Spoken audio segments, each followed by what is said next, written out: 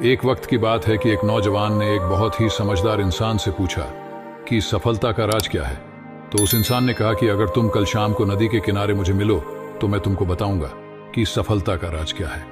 फिर क्या हुआ, लड़का शाम का इंतजार करने लगा कि किस तरह से जल्दी से शाम हो जाए और मैं जाकर सफलता का राज जान लूं। फिर जैसे ही शाम होती है वह लड़का दौड़ के नदी के किनारे जाता है और उस आदमी को वहां पाता है।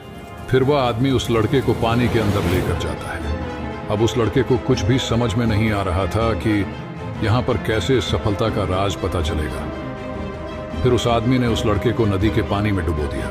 थोड़ी देर बाद वह लड़का सांस लेने के लिए तड़पने लगा और पानी से निकलने की कोशिश की, लेकिन वह आदमी बहुत ताकतवर था और उसने बहुत अच्छी तरह से उसको पकड़ रखा था। जब वह लड़का बहुत ज्यादा ही तड़पने लगा तब उस आदमी ने उसको नदी से बाहर निकाल लिया।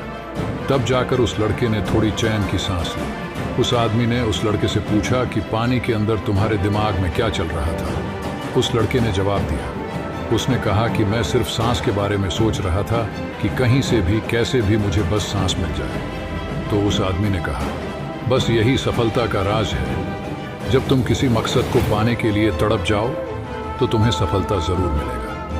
कभी कभी आपने बच्चों को भी देखा होगा कि कैसे किसी चीज के लिए पूरे की जान से जुटे रहते हैं और तब तक रोते रहते हैं जब तक उसे पा नहीं लेते। हमें भी यही चीज बच्चों से सीखनी चाहिए।